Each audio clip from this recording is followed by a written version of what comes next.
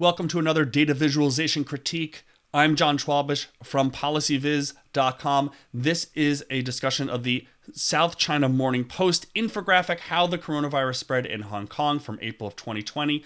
First thing to note is that we have a little A12 marker over here, which leads me to believe that this is primarily intended for a print product rather than digital, because when I look at it as a digital product, when I come to this page, I see these big bands of red lines. And, having worked in data visualization for a while, I already get a sense that I'm looking at a Sankey diagram that's running vertically rather than the usual way we see them horizontally. But if I'm a casual reader not familiar with this graph type, I might not know what I'm looking at. So let's scroll down a little bit. As we get further down, you can see that we're looking at how the coronavirus spread in Hong Kong. Now that we understand that, we can go up a little bit and take a look. We can see that we've got 58 cases from the United States. Look at these little dots that they do with the little squiggly lines. That's my best definition.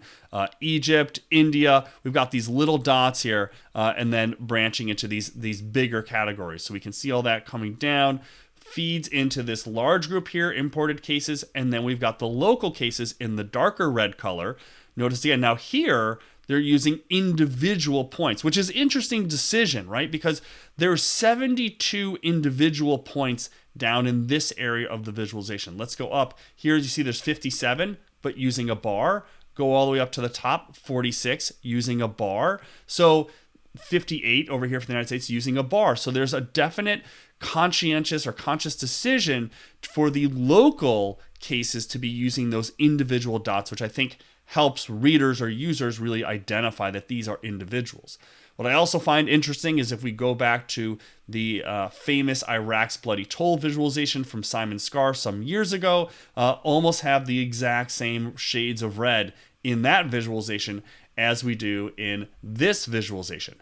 Now, having said all that, let's scroll back up to the top. You might have noticed at the very beginning, there is a little button here, a little toggle, graphic on maximum size, fit to window. And when I look at it this way, this is how I imagine most people actually saw this visualization. And when you see it this way, your eye probably moves pretty quickly to this big red area right above this big headline. So you're already drawn to this big headline and you sort of know what this visualization is telling you, and then you can dive into the details. For me personally, I might like to have the numbers a little bit bigger. Maybe that's just, my eyes at this point. That might be something that would be a little bit interesting to see. Some of the other details in here, I guess, could be explained a little bit more. But, again, as a single page infographic, always great work from the South China Morning Post. If you don't check them out regularly, you really should. They do amazing work, especially when they do their full page infographics like this.